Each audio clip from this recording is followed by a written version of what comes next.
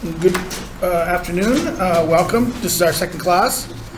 I know there's been we had 19 people, but apparently there's a new person here. Someone dropped and someone came back in. Someone came in. So there's a new person here that may not be here. Yeah, this is the person that dropped, but I have a new person. So 1919. So it's so we have some people missing.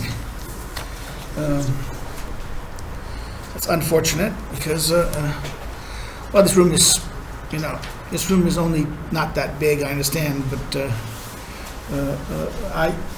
but again, we're in normal session, not online, and you have to get permission to do, if you special studies things. You have to get permission, and it is very hard to get that permission. That's Dr. Gaida's decision, not mine.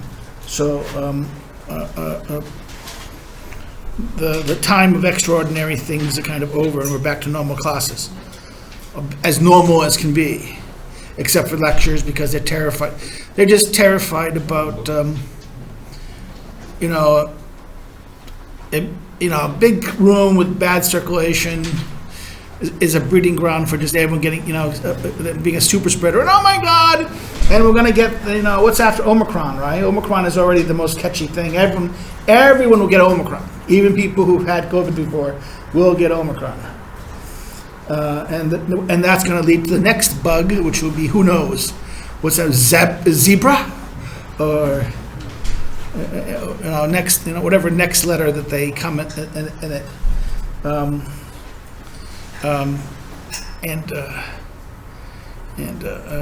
But then again, if that doesn't, if the new COVID doesn't kill us, something else will. Okay. Well, yeah, but I was a little angry today at Duda for chickening out, but I know why. The Biden administration ordered him. The Biden administration ordered both the NATO commander and that to not send the planes. Oh, because the CIA has a thing saying that Putin is unstable and he's going to he might nuke something or launch an attack on, if they do attack Poland. This is an Article 5, and they don't want to escalate. And I joked. I said to someone, my solution right now is 5 cruise missiles to the Kremlin. And I mean thermonuclear cruise missiles. Small ones, not the big ones, small ones, under the radar. Decapitation. And then all of Russia will kind of, civil war.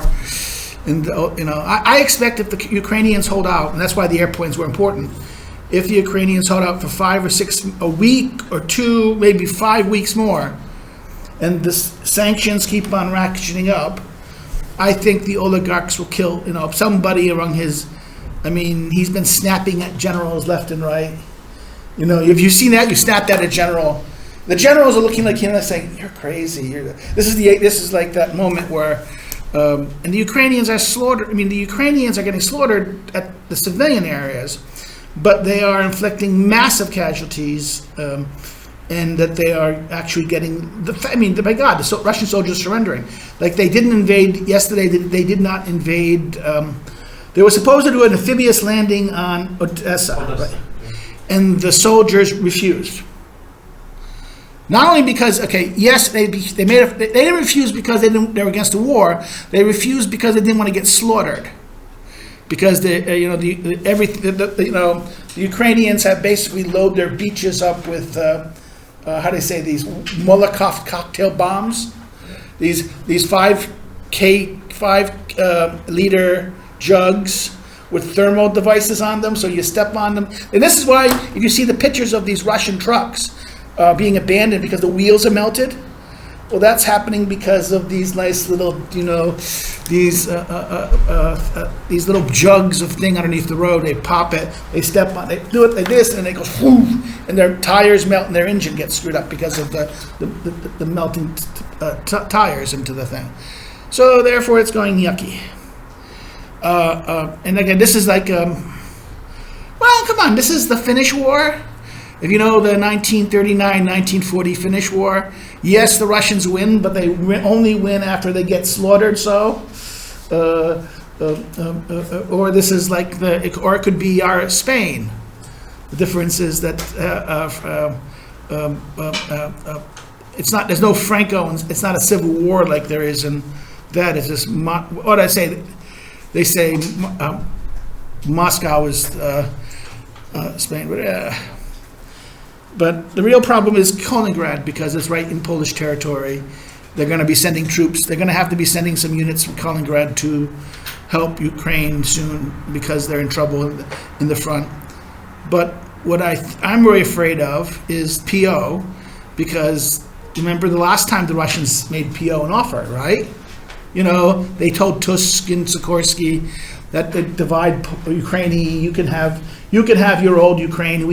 Tsarist Ukraine. They want the Ukraine under the KGB, the 1930s. So Eastern Ukraine, Western Ukraine would be Polish control, and Eastern Ukraine would be Russian control. And I said that's, who knows, the Germans might agree to that. And PO is controlled by the Germans, so whatever, I was surprised that the SDP said yes to weapons. That was like, but then again, I heard that the Ukrainians blackmailed them, because that Ukrainian hackers got into the Russian ministry servers and found papers of lists of German politicians named with money and bank accounts, and that therefore they were going to publish the Ukrainian government through their Polish friends said the Ukrainians were going to publish this in all German media, and that this would destroy some German politicians, and it might actually destroy either SDP or CDU, and that probably scared a lot of guilty parties into finding conscience. But who knows?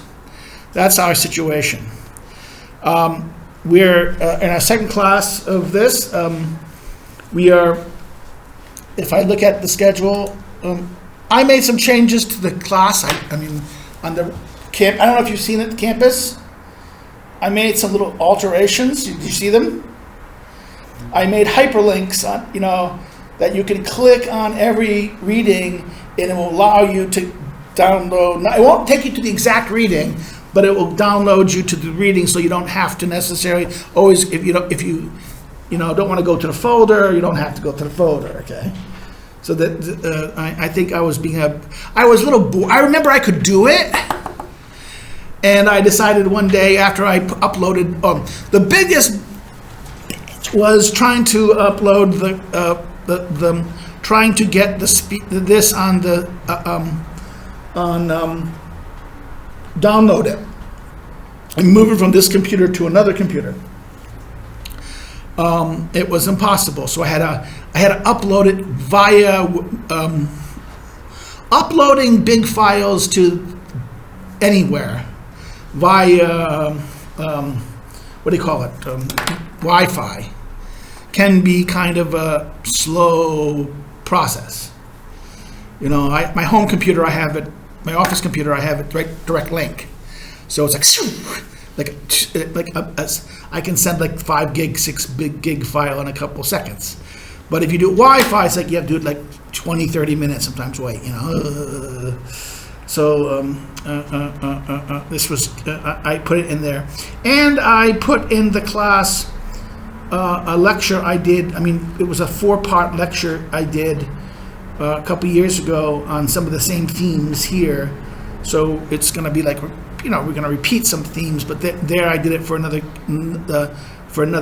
something else. I was like, was it nearly 8 years ago? So that's like,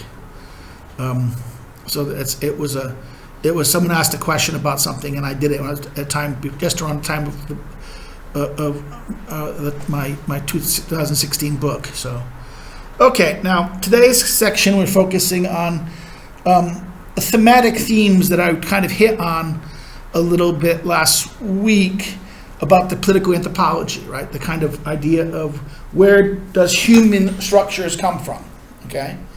And politics is within a structure of human societies and communities. That's the problem we're going to have. and this is a big problem, the difference, what is the difference between, like, in English, we do this, okay, in English we have a problem because we tend to treat the word community and society as synonymous, like almost synonyms. I mean, things that mean the same thing.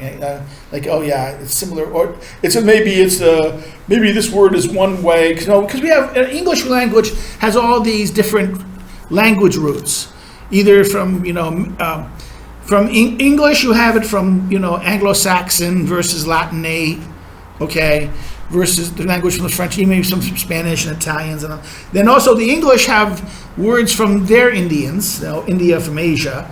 And Americans have Indian words from India, okay? American Indians, okay? We have words like, a lot of words in America come from Native American language, okay? Not all, but a lot of proper names and nouns do. And that's like powwow, okay? What is a powwow? We get together and meet, okay? That's politically incorrect, offensive, okay? But certain terms mean certain things because they had the Indian. That came from the Indian terms, Quonset hut, okay, the kind of long huts that the army soldiers all live in. It's kind of like this kind of hut like that. Again, these were terms and these were constructs and things that came from the Native Americans, and that we use it. So we have language. We also have language due to Spanish influence, and then we have immigrants add language. If you ever saw it in the 1990s, there was a TV series called Seinfeld, which was always making jokings, like yada, yada, yada, right? Well, that's from Jewish culture, Schlepp, okay? Now, this is a joke, Schlepping around means just going around from one place to another. But it comes from going to stores. The schlepp is in the store, right? Schlepping, taking a verb, taking a noun and turning it into a verb, okay? This is how the English language adopted. It likes to things. So when you think, a lot of times people, when they look at the community society problem in this, they say, oh, maybe this is the same, maybe this means the same thing. But technically, no, it doesn't. And this is more noticeable in the German different words, Gemeinschaft, Gesellschaft.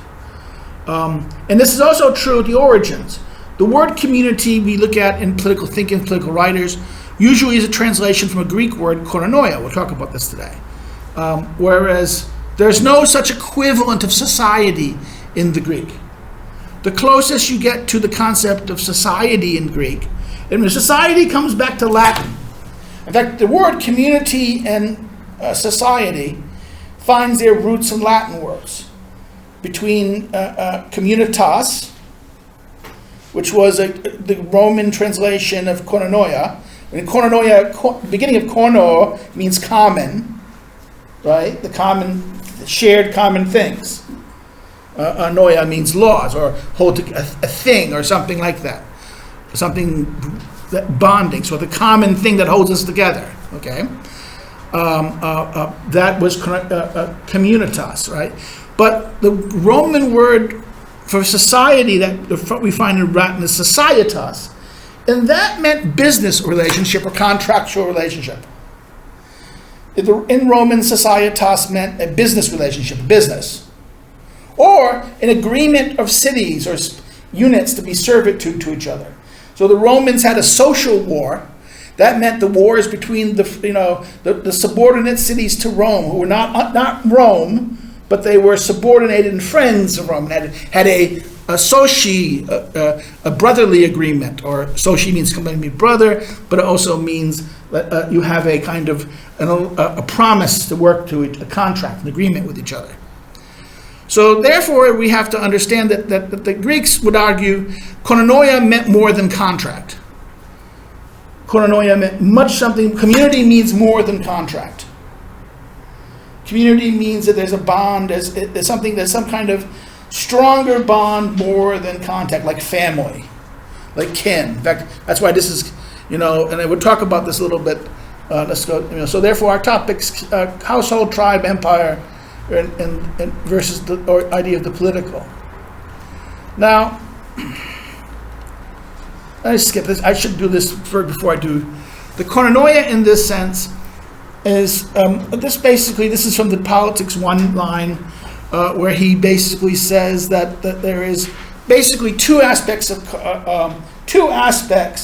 of this is from Politics 1, Book 1, Chapter 2, where he talks about the origins of community, the natural origins of community.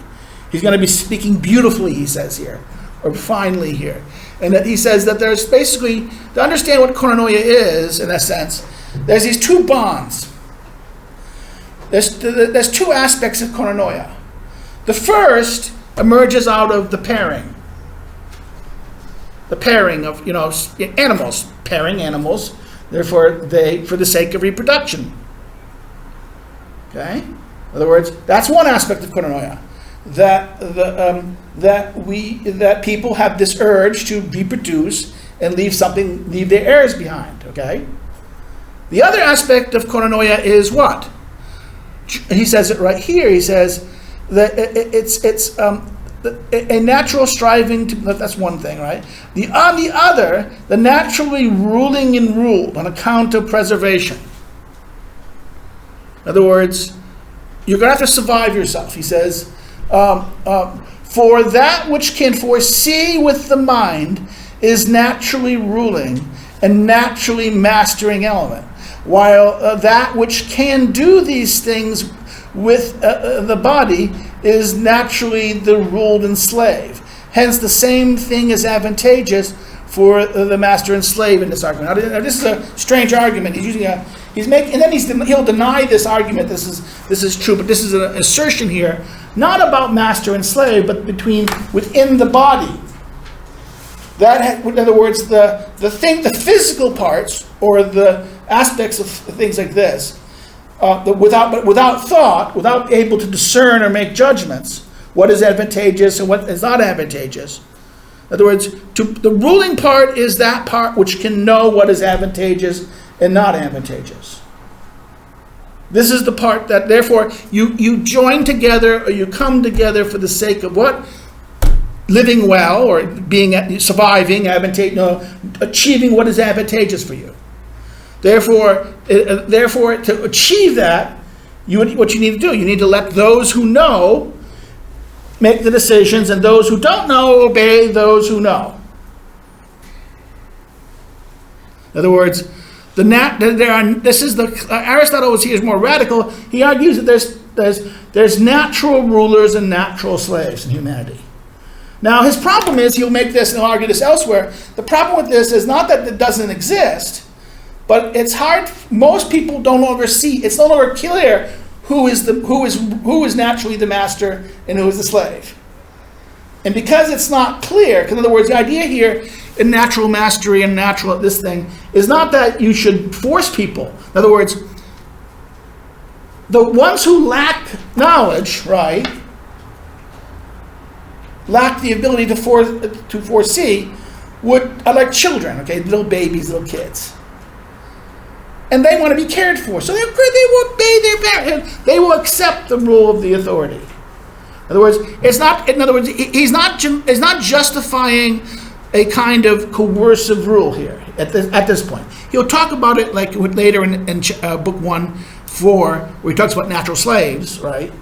But even then, he argues that this is a problem.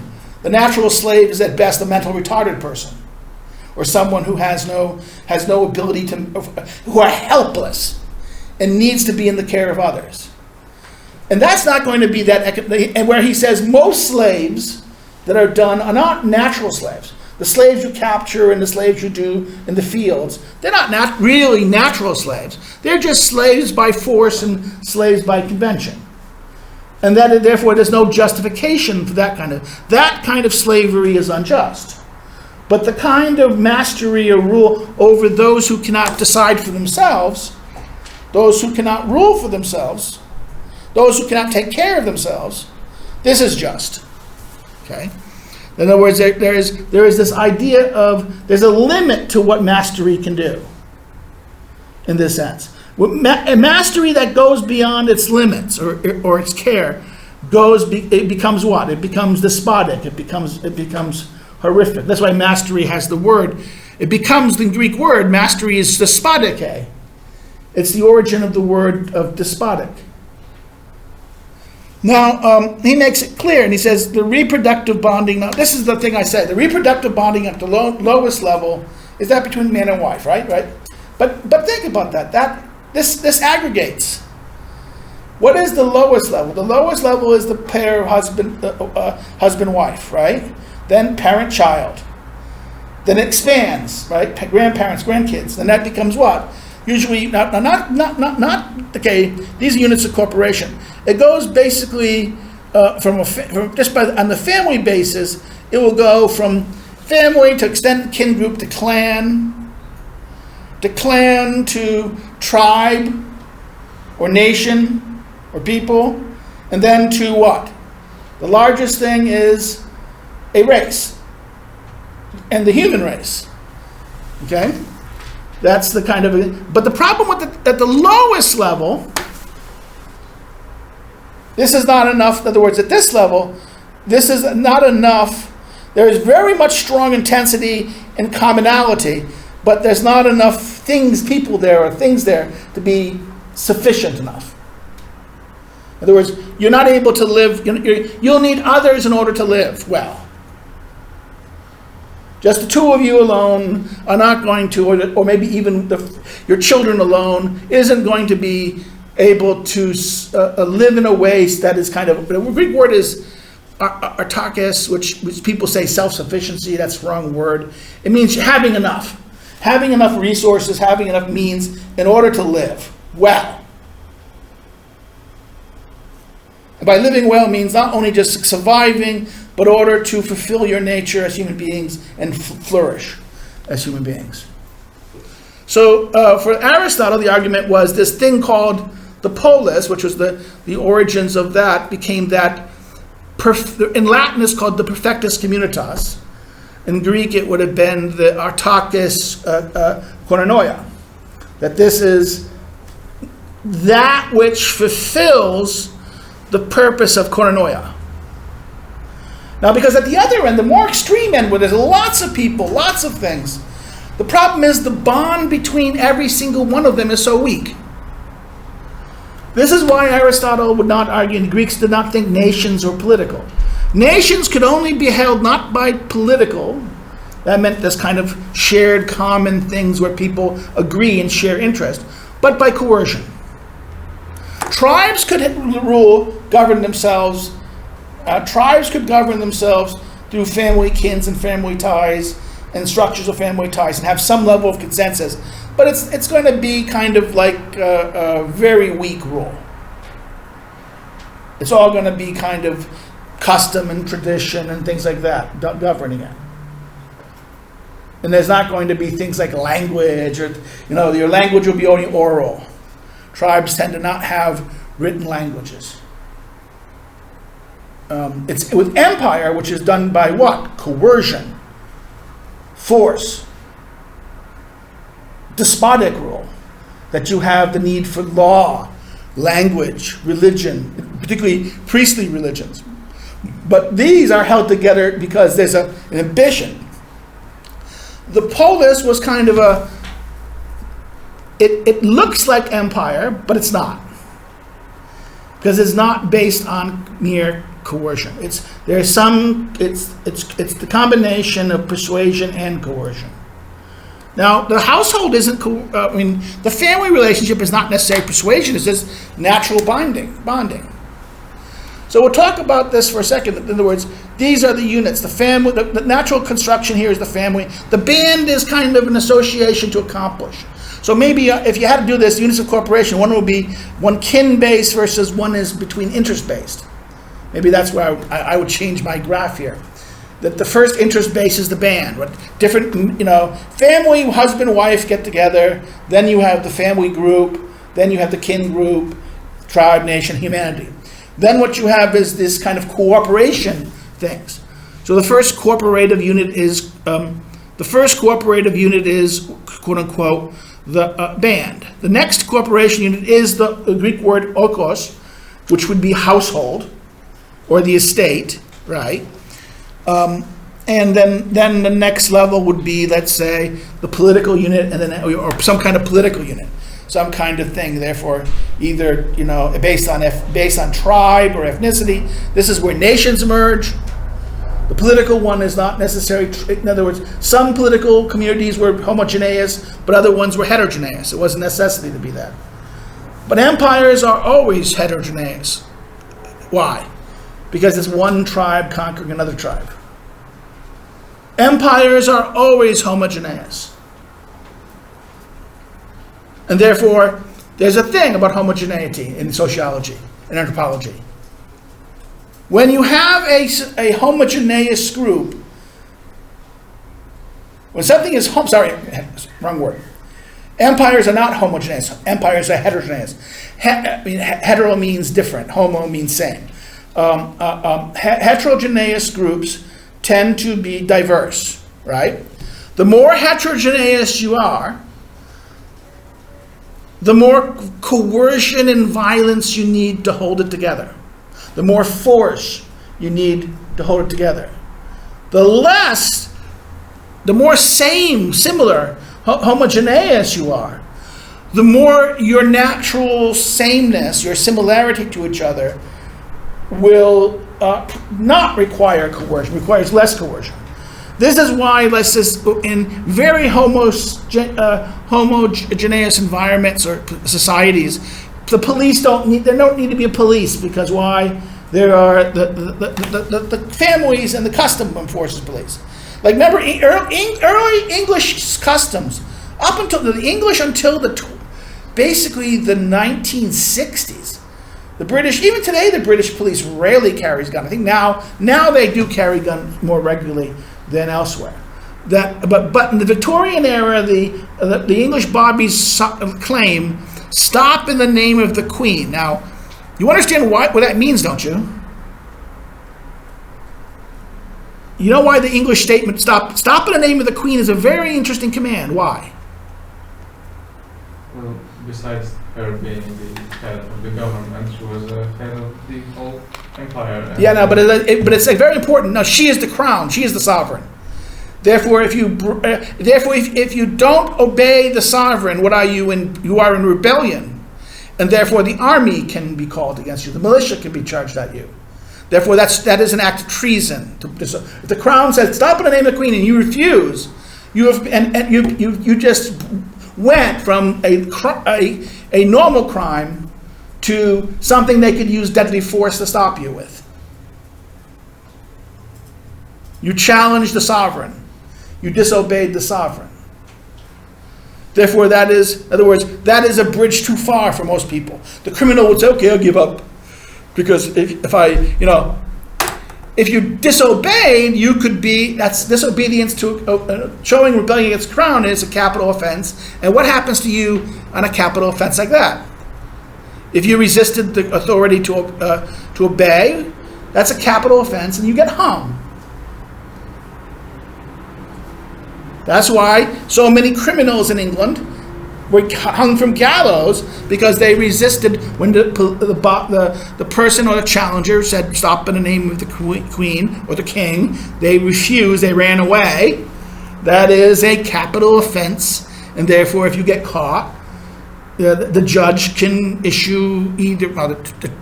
There's two ways you can get away with a capital offense in Old England. They hang you, or they put you in as slave. You get sent as to a penal colony. You get kicked out of England, and you get sent. Usually, they sent you originally to Ireland to work in that, but then in the 20th, when they had the American colonies, they had Georgia. And then when they launched, they found Australia in 1774, 75, just as the American Revolution happens. And the first colony goes, 1778? Just when they completely lost the South in America, Georgia and those places. So therefore, the penal colonies in New South Wales, right, replace that. So that's the fundamental way of what's happening here. Now I go backwards now to, I should have said household. The household unit is a weird one, because this is a complex structure. The household unit, or the oikos in Greek, it means what? It is a complex structure of different relationships, more than one. When we think of household, we think husband and wife, but the Greek concept of household is more like the French term estate. Or, what is the Polish word for the big landed place that a szlatka would have? What is the word? What is the territory of the land of a szlatka? It was dwór, but it was more of the building itself. Yeah, not the building, but the whole estate. Yeah, but it's more of But that is, again, the Poles don't have it. See, the word estate in French meant the whole territory and all the people inside of it. Okay, and this is the medieval world, right? The medieval world is the world of households, or the worlds of estates, where the landowner owns the land. He then, therefore, there's relationships. There's the first relationship is the husband-wife. Again, that the husband-wife, Aristotle makes it. He hints at that. This is from Book 1. Hints at that it's kind of political. That there's something echoing the husband-wife relationship, because it's voluntary and it's of equals, tends to have something that looks like politics, political rule. The parent-child rule, but both within single generation and intergenerational, is a form of paternal rule. The rule of, in other words, parents, is not voluntary. Paternal rule is not voluntary. Okay, the marital relationship is voluntary, but tends to be, I guess there's arranged marriages, but there's, it tends still to be kind of voluntary. Then the sibling cousin relationship. This is a form of rule of equals also, again similar to political rule, but it's also involuntary. You don't choose to be your cousins, you don't choose to be cousins. Okay? And this is why the political rule emerges out of cousin, sibling, and husband-wife relationship structures. The idea of that this is a rule of equals, and it's the rule of, but it's a combination of the voluntary and the involuntary. And then last relationship is the so-called master-slave or master-servant relationship. In the household, there's going to be servants or slaves, and they're part of the household. And this is why early economic life in the ancient world was mostly done at the level of the household. And in fact, it will be households and estates become the first business organizations and corporations. And this is why it's important to understand that, because women were always, in the ancient world, we have this mistaken note, the Greeks didn't allow women out in the public, okay? They kept the women in the household. Again, sounds like Muslims, right? Sounds like the Arab world. That's because the Arab world adopted the ancient Greek. Alexander the Great brought Greek customs everywhere. And what this is, the Arab customs and that are really ancient Greek customs. The only ancient Greek city that allowed the women to go into the market or the public space was the Spartans. And you know what Spartan society was, don't you? It was the boys all lived in the woods killing the neighbors. All the male children were sent out at 12 years old to live in the woods off the land and attack the neighboring population, which were called the Helots, or I forget the name of the population, who were basically the Germans. It was the Untermenschen, the Herrenschaft,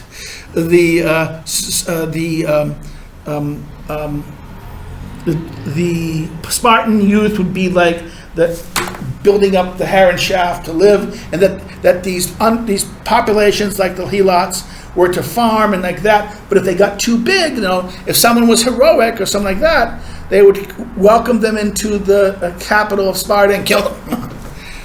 They kept them enslaved and dominated them. They ruled them like the Nazis ruled what they would call the Untermenschen. Okay. They didn't exterminate them because they were more useful. They needed them to grow food. Because the Spartans didn't farm. The Spartans didn't produce. The Spartan women did business. The men were the military men. They were in the army until their life. They would live in the house. They would be in the fields together, marching. And then when they get 60, then they'll go live at their house with their wife. Okay, so the Spartans had the Spartans were the exception to women. All the other Greek cities, the women still stayed in the household. But does that mean they were not in charge of business? No, they were in charge of the businesses. Okay, they did not go. They wouldn't be caught dead. Only poor women would be caught in this marketplace. That's the famous story about Socrates' wife. Socrates' wife would have to get him in the marketplace and drag him home, and that's comedy because he was too poor to afford a slave. So that the slave would go get the master. Only women yet were normally in the Greek marketplace, the forum, were the slave women or the prostitutes. In fact, Greek life, prostitution was much more common, from religious prostitution to social prostitution. That was understood as the way. Like very famous politicians would have, in order to be at events or parties or symposium or drinking parties where they would do business or things, often would come. They wouldn't bring their wives because that would be unacceptable. Because a wife it'd be seen that she'd be a slave or a prostitute. So therefore, this is a weird aspect of ancient Greek life. There's a very good book about the Greeks that people should read. It's called Fish, Cakes, and Prostitutes. Explains how if you look at how Greek society, Athenian society in particular, was structured.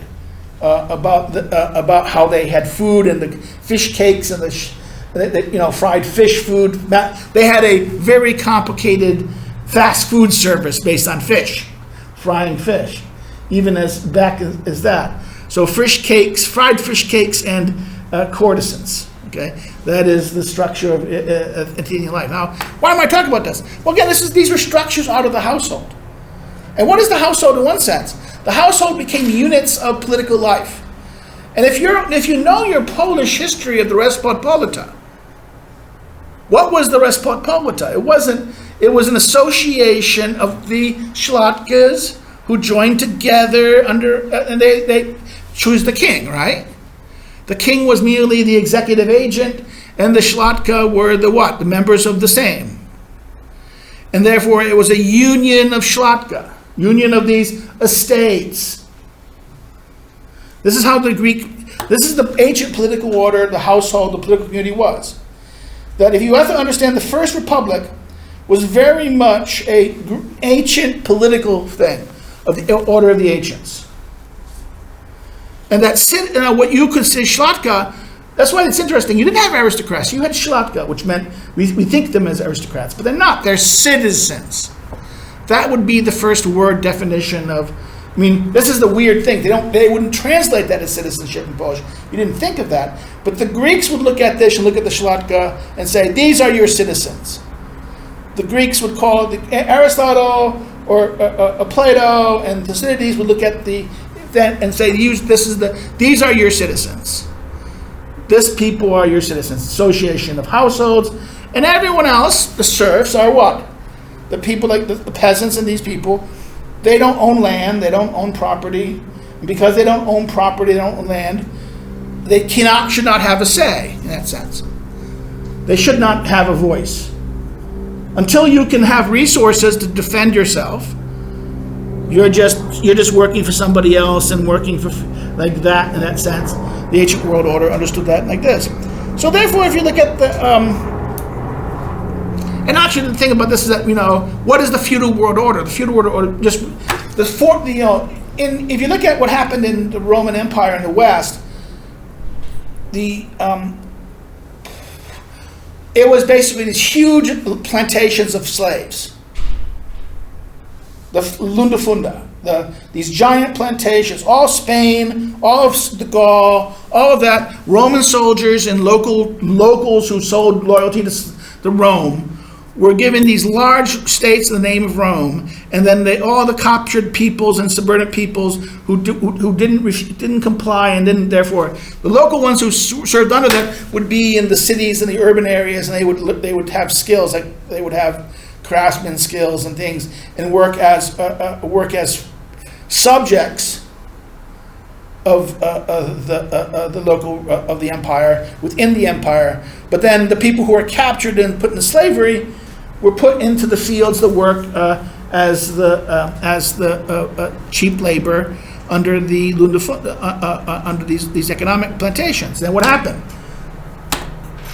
5th, 6th, 7th century, the barbarians came from the east, right? The Vandals, the Huns, those things. What happened? They looted and destroyed these big cities in the west. They cut the west off from the Constantinople, which where the Roman Empire moved there. And you had a collapse of the system. The political Roman system collapsed. And what replaced it in the feudal order? The households replaced it.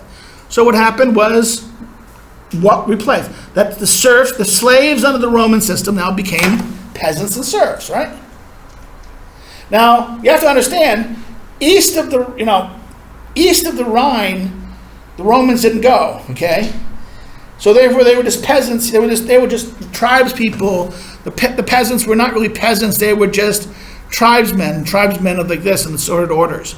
Some tribe orders had very complicated structures. Some of them still were kind of like agricultural hunter-gatherers, others were agricultural. You had small sized communities. But but these were still tribal in their nature. They didn't have political format. But what happened was, once they saw the Romans, they imitated the Romans. Okay? Monkey see, monkey do. A lot of human life. Imitation. Once you have an innovator, people see the innovator and say, oh, I like these ideas, I'm going to copy them. And hence, then the Roman Empire came, then the empire collapsed, and what happened? The collapse, tribal structures took the rotting courts of the empire. They did was they rebuilt. They took structures and they took institutions and built from them. And what is the surviving institution? The church, but also what else? The surviving Roman institution, the households. These household units, and what these household units do? These lords who owned the households. They would make agreements and relationships with other lords, and hence the feudal order, right? They would make a relationship with the peasants below them, the feudal contract, right? And they would then make loyalty oaths to big other powerful guys. There's a guy with 30 knights. I have 10 knights. I submit myself my loyalty. We all speak the same local language. We're of the same racial, ethnic tribe group. I submit my loyalty to you, like mafia dons, right? That's how the structures of medieval world works. What is it? The Atlanta order hires a couple of thugs, soldiers or warriors who from the empire army. That's the collapsed army that now needs food and supply. So he has. I have restaurants. I have serfs who can farm my land. I have resources over that. I can feed you. I can feed 6 horses or 10 guys with horses and arms and train you. So you can work for me. You can keep my slaves and my serfs in order, but also you can protect my area from attacking marauding neighbors. And then you just make mutual defending. That's the feudal structure. This is the emerging of the feudal order, which became the states of Europe. So that's what we get to the structure. This is the origin of it. Now this we go from tribes, the clans, the tribes, the empire, right? That's the structure of this. Now, one of the aspects of this is, this is another thing about Politics 1 that we're talking about getting goods and ways of living. In other words, every type of community group has to survive, right? You have to eat, right? You have to eat. You have to get food in order to eat. Sustenance. You have to provide sustenance. If you don't get sustenance, what happens to you? You die. You starve and die. You need water and food. Okay? So you have to get water and food. You have to either you have to produce it by farming goods and farming resources and getting resources in order to live. There's different ways of living. Now, this is Politics 1, Chapter 8. In this line 4, and he says there's many kinds. There are indeed many kinds of sustenance, and therefore many ways of life. both of animals and human beings. For it is impossible to live without sustenance, so that differences in sustenance have made the ways of life of animals and human beings different. So the different type of sustenance, the way you sustain yourself, will indicate the way of life you're having. Now, the next, in paragraph 8, he has this wonderful, line 8, paragraph 8 of that same chapter. He then gives you kind of a list of kind of hierarchies, of natural, so-called natural hierarchies. That is what? What is the hunt? If you have, he says it's the nomad, which is usually people who have sheep and, nomadic people who have sheep and animals and like this. Then you have the farmer, the brigand, which is like the pirate, the guy who robbers, pirate, people robbing you, brigands. The fisherman, and the hunter. Okay, this list here kind of goes backwards. He goes, actually, the nomad is at first, the farmer is second, but the farmer should be last. And the brigand is a really strange thing, and the fisher and the thing.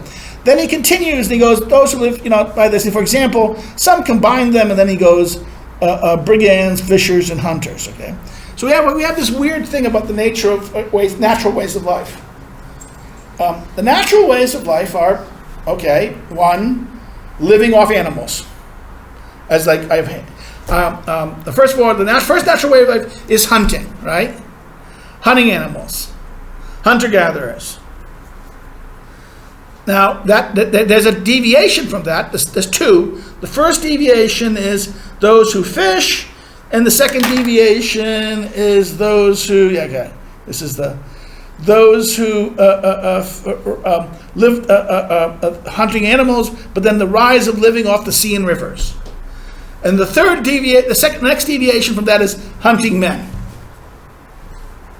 robbing the brigands, right? This comes from the hunting.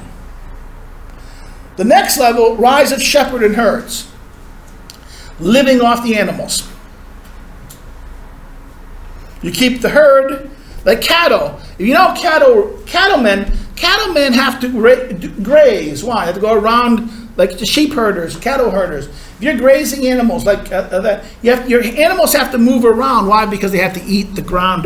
They have to eat the food. Therefore, they're very nomadic. In fact, that's why the famous cowboy cattle drives, right? They would start in Texas and go end up where? Do you know where was the place they'd normally take the cattle drive to? It'd be like a 3-month drive every year. Why? The cattle, they would have and in fact, they would have the babies at the beginning of, they would have the mothers and their cattle go together and they move up. They would either move north to south to north and north to south. Between Bozeman, Montana, and Fort Worth. Fort Worth, Texas. That was the path of the Great Plains, of the ranch, the cattle drives. Hundreds of, several hundred miles drives over basically 3-month, 4-month journey.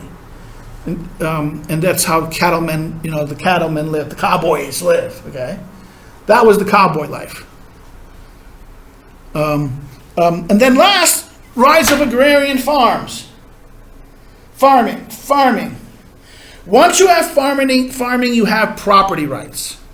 Once you have property rights, you have capital, land. In other words, this land is my land, that land is your land. If you're a farmer or a sheeper, property rights is problematic. Why? That's why in the Wild West movies, there's always this war between the settlers versus the ranchers, right? Go watch the famous movie, The Man Who Shot Liberty Valance, or any one of the famous Westerns. It's always the ranchers versus the settlers, right? The ranchers are what? They want free grazing land. They want the land to go back and forth. See, that's the ranchers and the Indians are very similar to each other. They're hunting. They're basically the shepherds, the cattle ranchers, and the Indians are very similar. They're basically nomadic populations who don't really respect property. where every farmer has his own little spot of land. My land, your land, next neighbor's land. It's mine. It's with farming, the rise of agriculture. You have the right of property, and then you have the right of citizenships. The idea of that I am a citizen. It's very difficult for peasants or serfs to believe in citizenship because they are subjects. They don't own anything. Until you own something, assets, that is territorial yours, that you have something, that you have a stake in it. You have, and using Talib's word, skin in the game. You don't understand political rule that much. Until you get skin in the game, and something that is going to be part of the system that's yours, and you have a share, a real meaningful share in the system.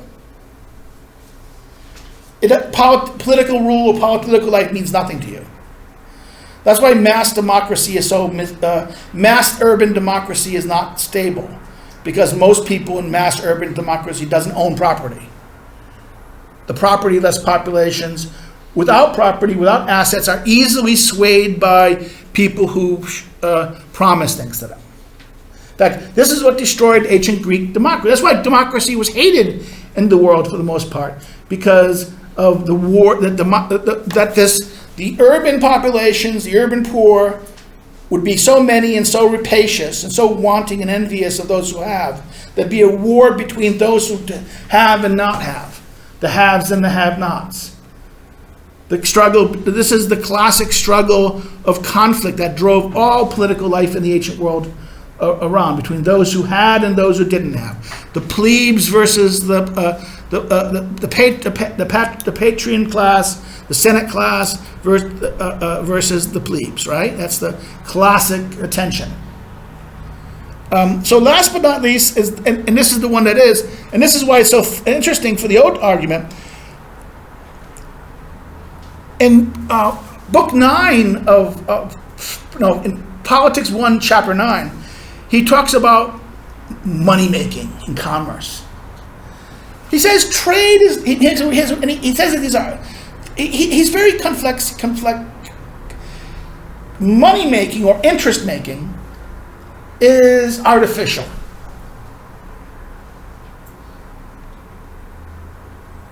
And it's limitless. There's no limit in it.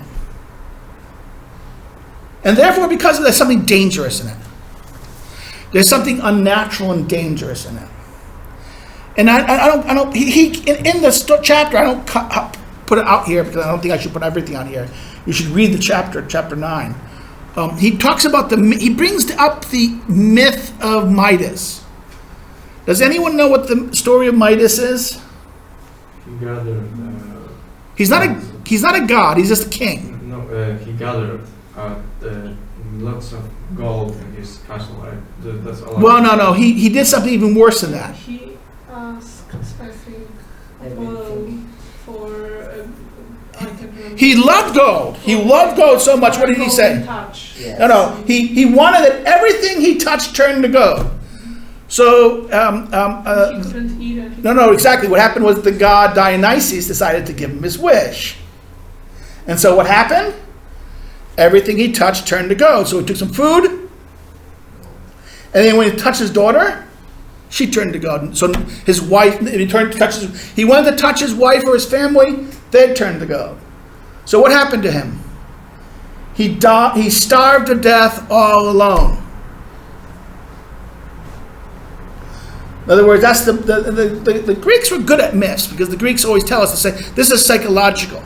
The unlimited desire for everything. If you don't limit desire, what happens to you? You destroy yourself. Because human good and human happiness, I'm going to be my biologist here, and also economicist. Do you know what the law of diminishing marginal returns is? The law of diminishing marginal return. It's this belief that, okay, everyone believes, this is not going to work. Yuck. No. I wish they had the markers there, but no. They don't have the markers there. Pen work. Everyone believes the more you do, the better things get, right? They think everything works this way. But in truth, what happens is something like this.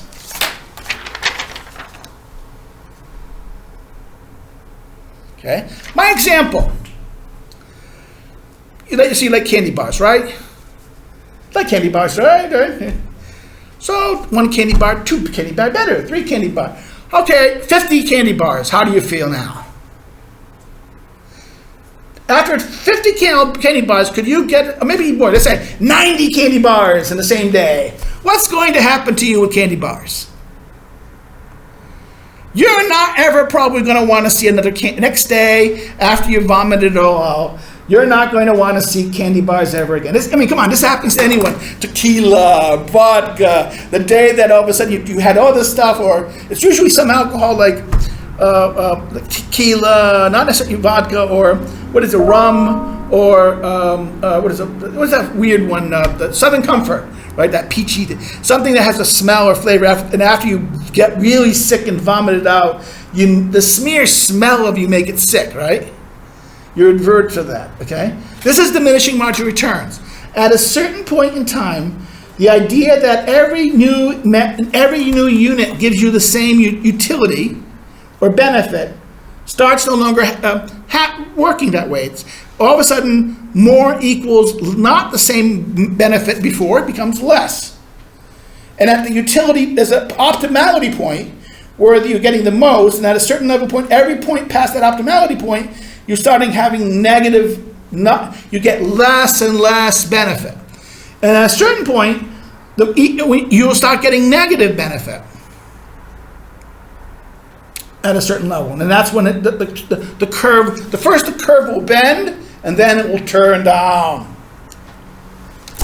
Come on, marijuana or drug use, same thing. First marijuana cigarette, wonderful high, right? You feel great, the world is magic. Or first LSD trip, it's like, wow, man, great. But then to get that same high, every other time, what happens? You have to do more and more and more and more and more, to the point, what happens? You get so burned out, but you get so, in other words, you have to use so much that the point that it burns you out that you don't get any of the same pleasure you got from the initial time.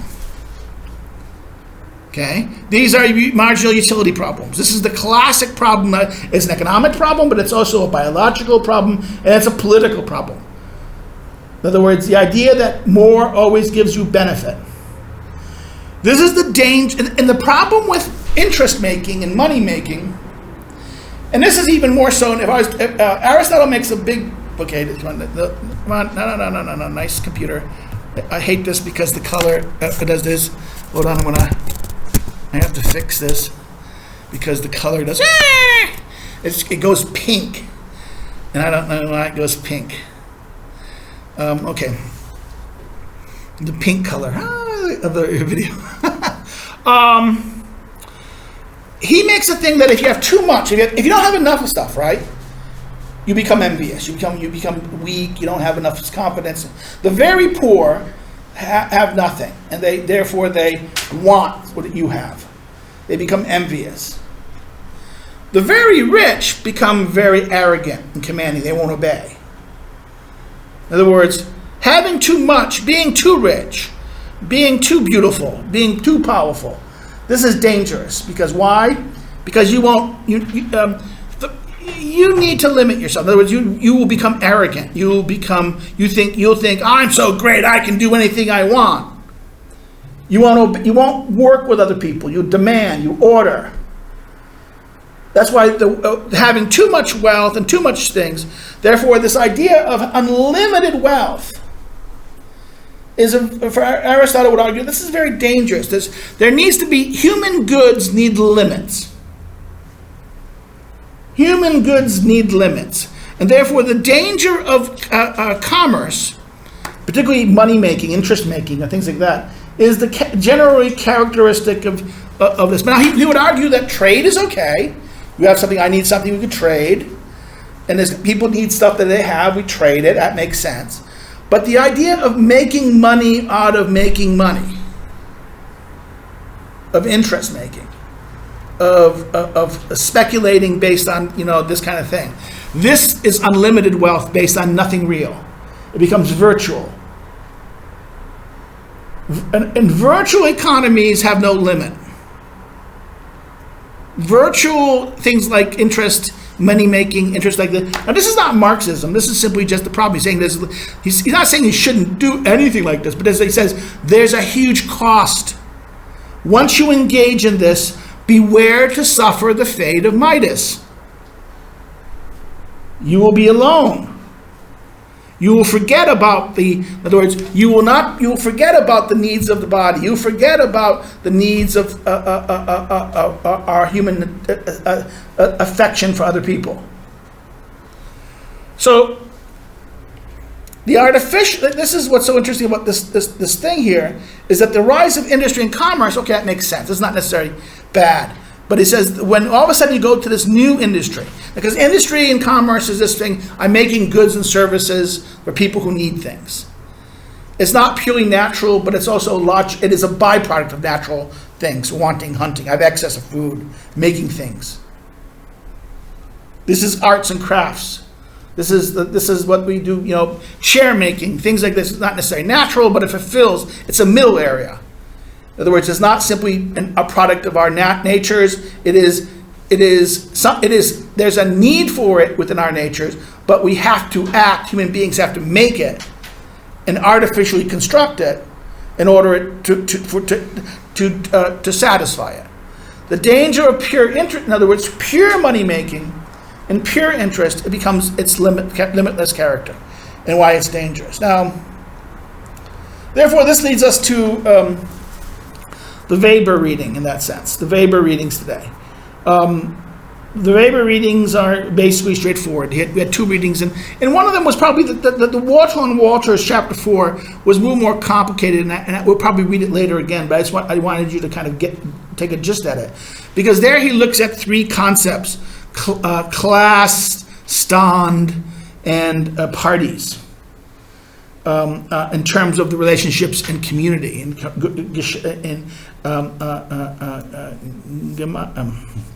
Gemeinschaft, or this idea of community in that sense. And why I mention it, because these are social status. Now, Stand means social status, like socioeconomic status in that sense. Status. So how these operate. And party means what? It means like political parties or partisan interests, factional groups interest. People who share together have a specific interest. And these are the engines of political life. Class, these are social class. Now this is hard. And he would say, listen, there's a difference. Social class in some sense are more like different status. In other words, there's legal, in other words, America has class, but class has no legal structure.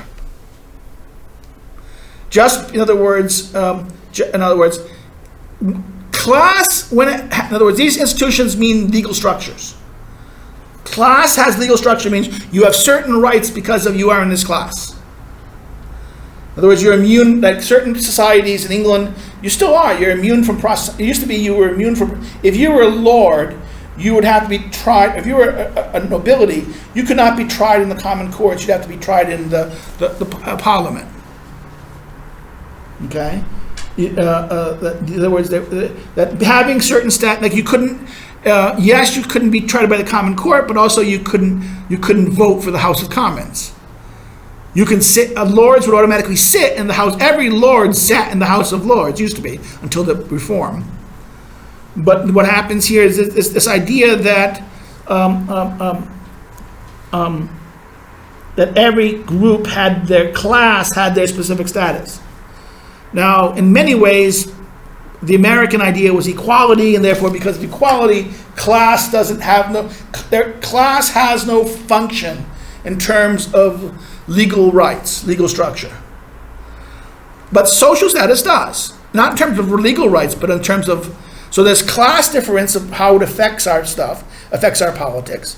But also there's status differences. People of one economic group versus another economic group versus another status group, some kind of situation of status and situation. Professionals versus workers, okay? And then last characteristic is party. This is, functional parties and things. Now, I mentioned that because this is the origins of contemporary politics.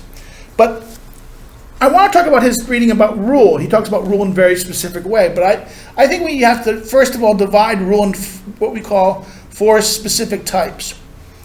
And this is not from him. This is kind of something I've been doing with my own research. Is the idea of economic rule. This is based upon, it's wholly voluntary. Both sides benefit, right? Economic rule is voluntary, it's temporary. It's benefited from it's based on the concept of the trade. It benefits from all the party. It's a 2-party model, trader. It's completely voluntary. Both sides must benefit. If there's no benefit, it's voluntary. So if it doesn't benefit both parties, it doesn't happen.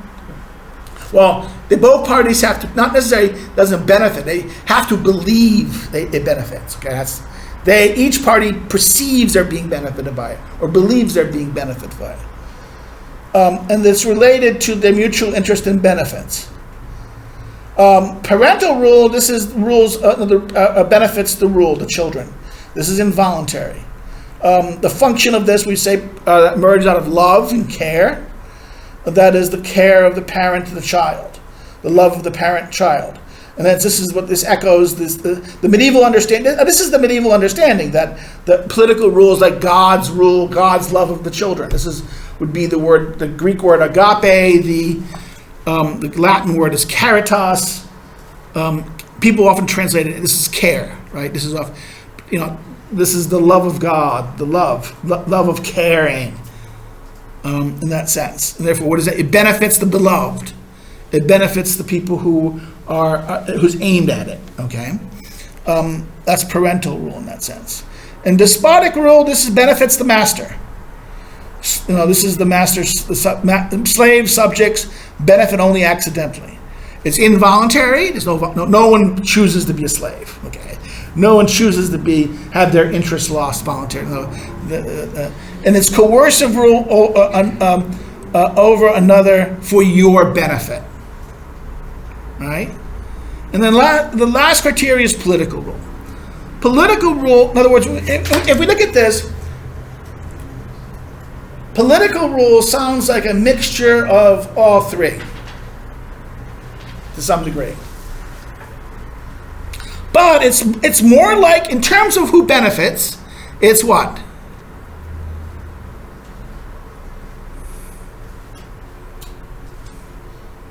It's more like economic rule, because it benefits everyone. All must benefit. All the members must benefit. Common good. That's what common good means. Common good means that the Greek actual word is common advantage. So all get advantaged. All get the good. So you get, in other words, utility. The good means utility, what is benefited. So therefore, the benefit. Who gets the benefit? Everyone should get some benefit. May not be the equal. The benefit they each get may not be equal to everyone else's benefit, but all should get some benefit from it. Okay? In other words, it's mixed. It's both voluntary and involuntary. And political rule is thus for a rule of over equals in the sense.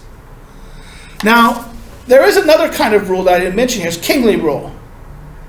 Kingly rule, in fact, this will be found in both Aristotle Book 1, Chapter 1, where he says political rule, household rule, mastery, and political rule are not the same thing.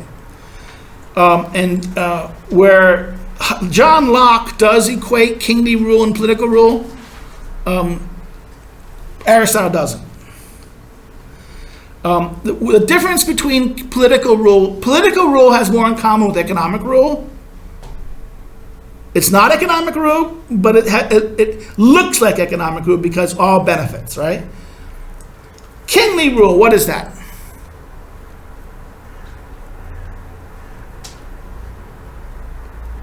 Of the 2 remaining, it's not economic, not political, so kingly rule would be what? Well, in its bad form, yes.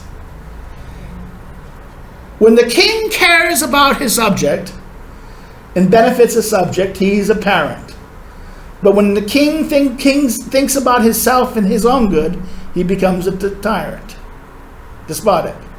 That's the difference between the king and the tyrant, right? The king and the tyrant. The difference between political rule and autocratic, a king, is that it's usually, a king tends to be one man rule, right? One person in charge, maybe even a class of people doing it.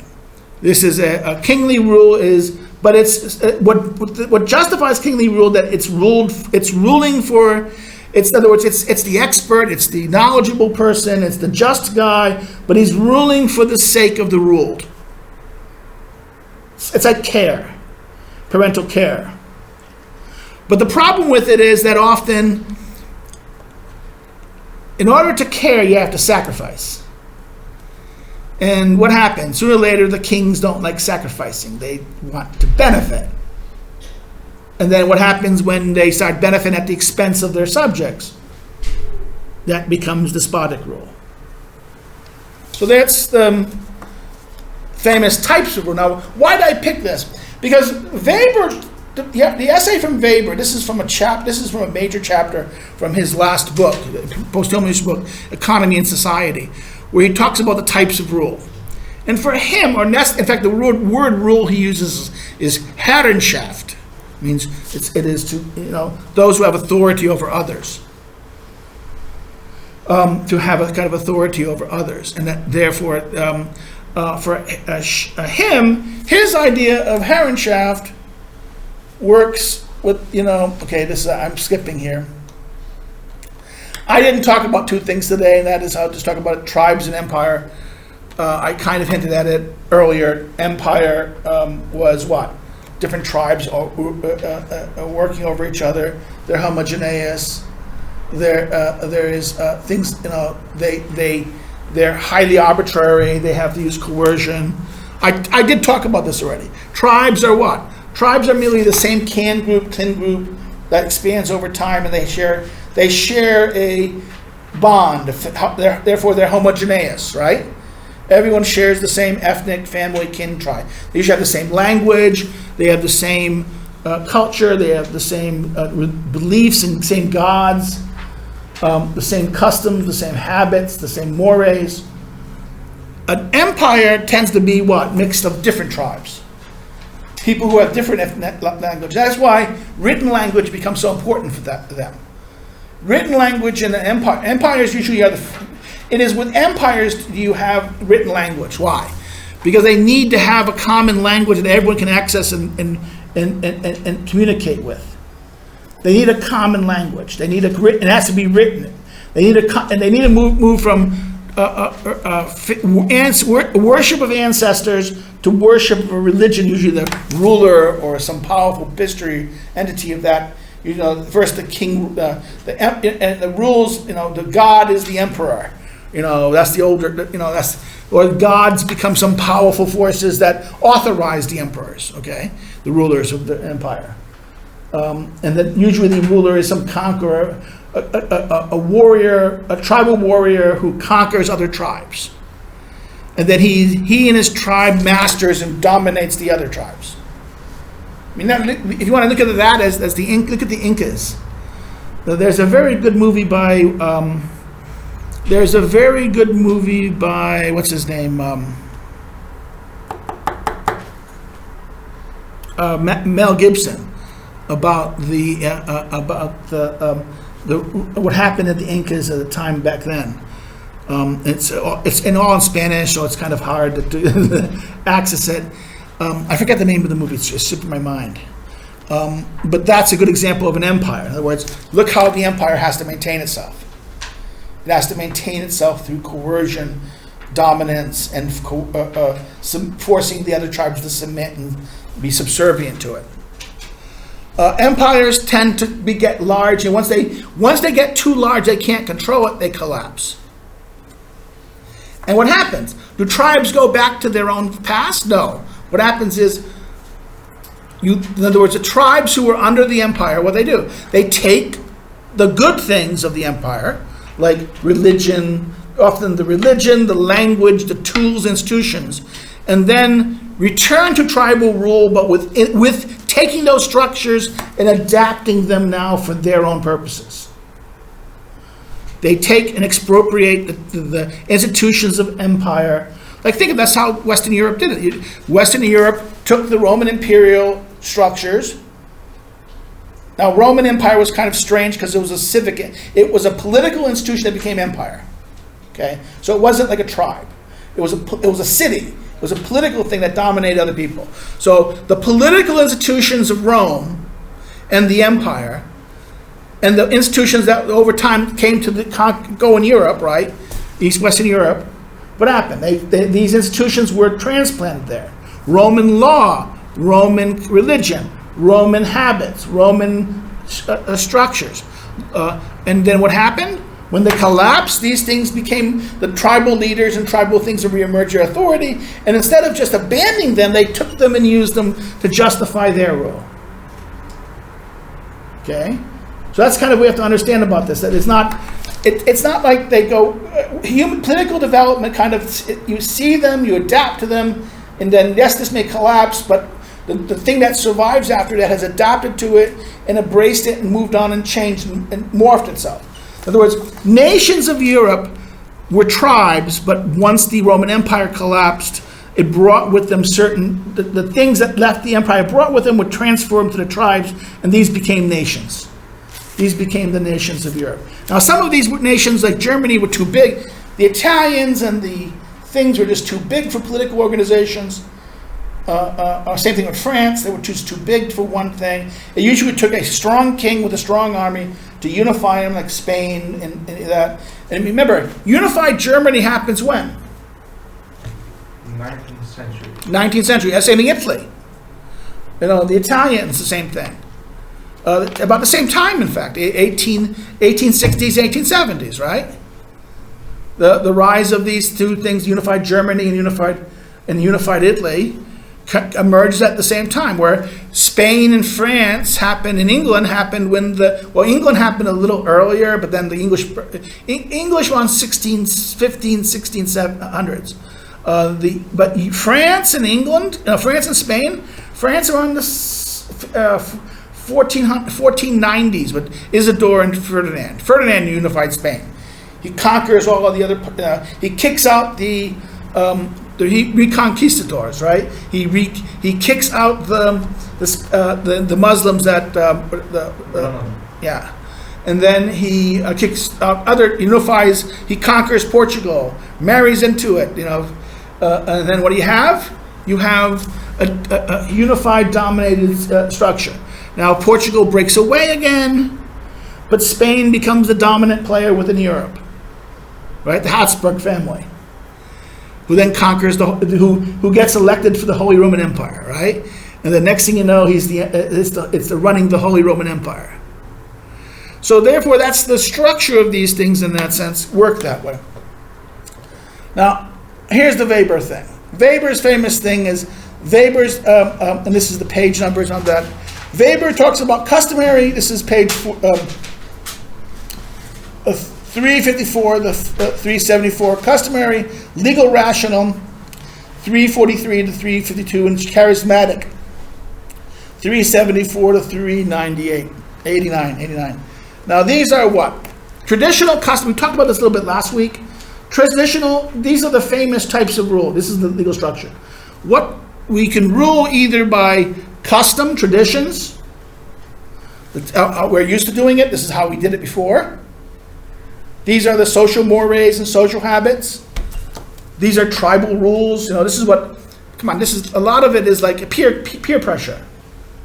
Peer pressure, groups, we do it because this is how we do things, right? We put pressure on it. If you don't conform, you get punished. By how? You don't necessarily get punished by being burned at the stake. You get punished by being isolated and being ignored or not being rewarded or recognized. Being shamed, humiliated, bullied. This is a classic mechanism of social group control in that sense. Customary, traditionary authority, these are the older mechanisms, these are tribal. It's with empire you get, all of a sudden you get, starting with empire, you get laws. Now laws is legal reasoning, rationalistic constructs that explain that we're doing this for this reason. It's usually with this you get a bureaucracy, administration. You get the idea of once you have laws and rules and a rational principle, then therefore you have administration. You have people who are experts who then become the person who's in charge. You divide, in other words, you start looking at the function and you look at it purposes in a rational way. So you divide ruling and activities functionally. And then what you do is you try to deliver the function best, find people who know how to do the function and deliver the function effectively, right? This is a rationalistic rule. In other words, you understand this also, but it's legalistic. In other words, we're going to have a constitution. We're going to have rules. These rules matter. These written laws will matter. You have to obey these written laws. This moves from tradition, from custom to legality.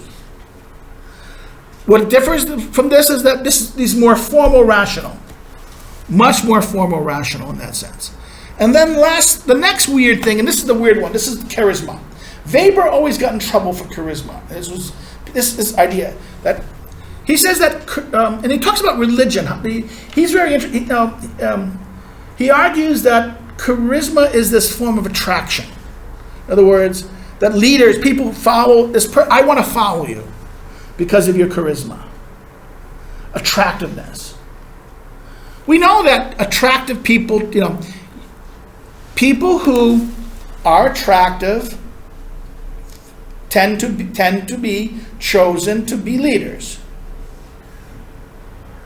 This is a little biological little fact. Taller people tend to be top leaders. I think that's another aspect of this. In other words, height, something of about this. Now, this doesn't mean the smart. In other words, at one level, charisma is appearance. It's how other people react to you. Okay, it's, in other words, it's not how you in yourself can control others. It's that you can control them only because they're reacting to you with a level of attraction. And you can have, in other words, if you can have charisma but don't know how to use it, then it's not you. In other words, you're attractive and people like you and come to you, but you're just so stupid and don't know how to do anything. You can be a nice, likable guy. But if you're a little bit coy and you notice that people are looking at you, you can use it for your advantage. You can get them to do things for you. Okay?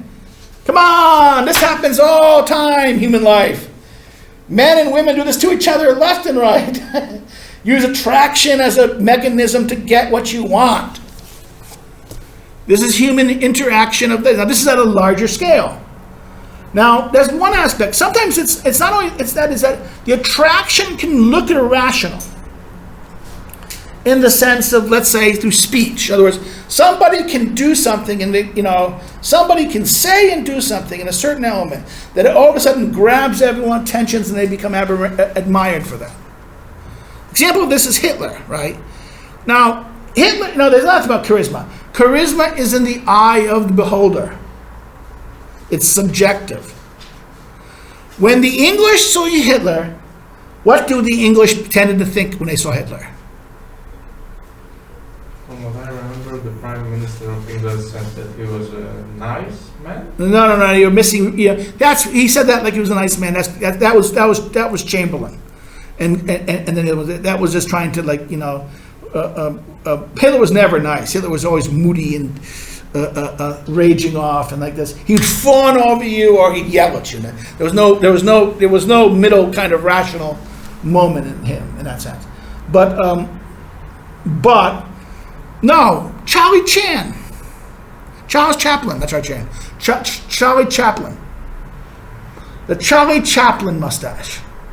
Charlie Chaplin had that little mustache before Adolf. Okay, you know why he made that mustache that way, don't you? I know, but I don't know if it's right to look under gas mask. The gas masks. Because longer mustache. Come on, the pandemic story. People with beards were told that you don't get the good coverage with your mask.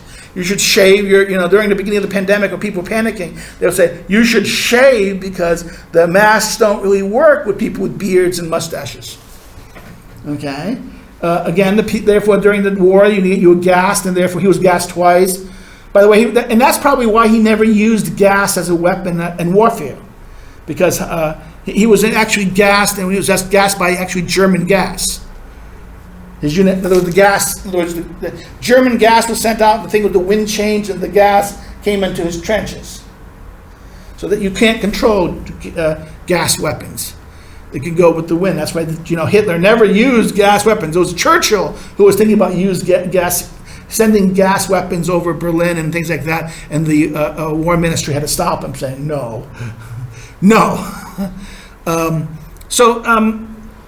Again, this is another aspect of this thing. Charismatic leaders, charisma is a weird thing. Now, if you study international relations, people talk about soft power.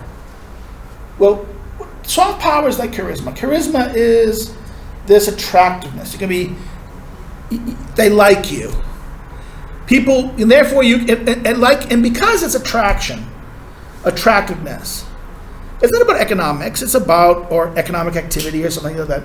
It means that they like you and they want to imitate you, and because they like you or they're attracted to you, you have influence over them. And you can use that influence to get them to do what you want to do. Or you can do that, or they might be willing to do it. They might be willing to do they might be actually wanting to do you good without you asking them to do any good for you. Okay? In other words, come on, think of that. Think of a charismatic ruler, a charismatic person, and how sometimes attractive, beautiful people, and how sometimes people will come and help them and give them things, get them jobs they didn't necessarily ask for, right? Because the reaction of people, they want him. I like that person or he or she. I'm attracted to that person, he or she. I think that I want to help them. I want them to like me. I want them to be my friend. So I'm going to go and help them now. They didn't necessarily ask me to do it. Sometimes people are proactively doing things. So therefore, that's an aspect of soft power in that sense. And charisma thus has to be understood in terms of this characteristic of charisma. Now, he also came up with a nasty term, which he got in trouble for.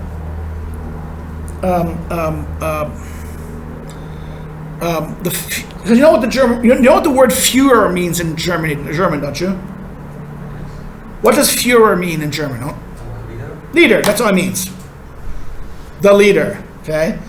So therefore, because of Adolf, the word leader has a problem in Germany, which is kind of silly, Just because of Adolf, you can't use the word leader. In fact, there's even jokes about licenses. Germans always were worrying about, there was a license called the Führer or something, but you were able to lead other people in automobile, truck driving and things like that. And it was called a certain type of licensing, the Führer driver.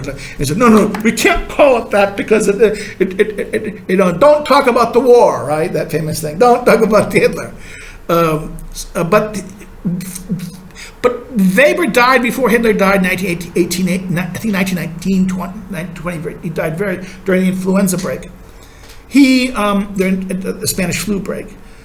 He came up with this idea of Führer democracy.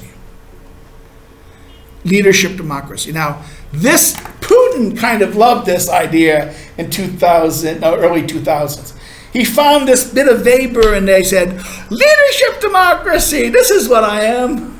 The Führer. He says what he was doing was arguing the connection in the parliamentary democratic systems between charismatic leaders. A charismatic leader and now, Putin was never truly a charismatic leader. He had some charisma in the beginning, when he was the mayor of St. Petersburg and got in a certain level to get attention of Yeltsin. But once he got into his hands in power, he used charisma externally trying to calm people, particularly Slavic people in that sense.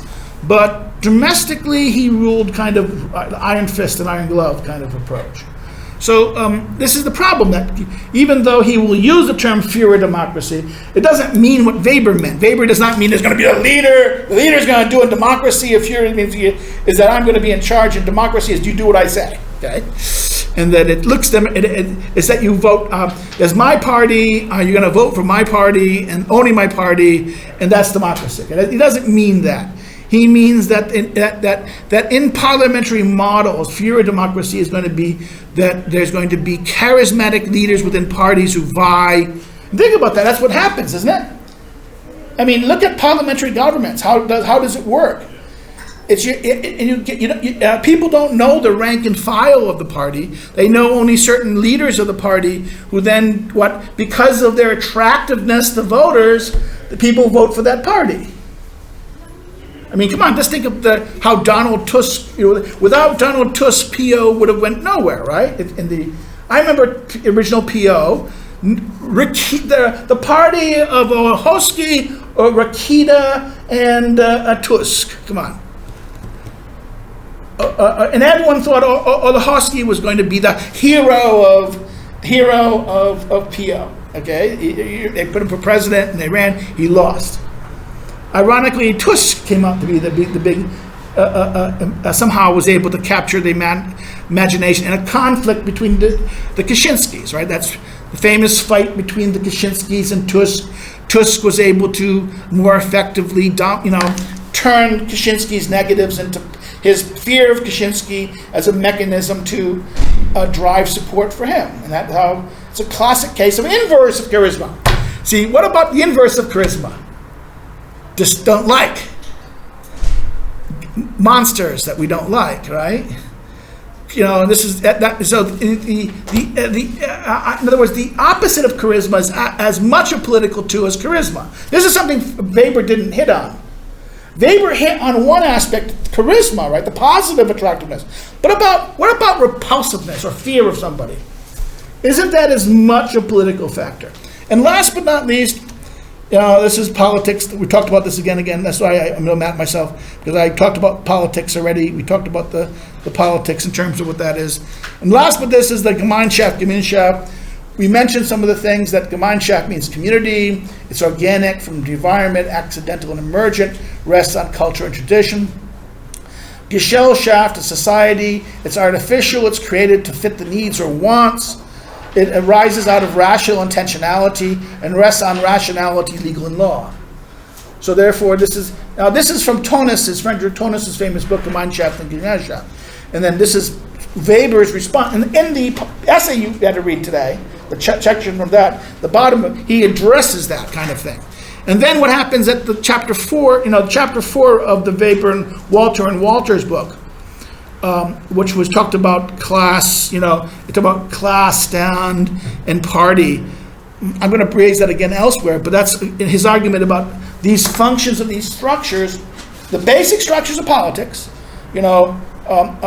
class differences, social status differences, and party or factional differences are the basis of political life in a community.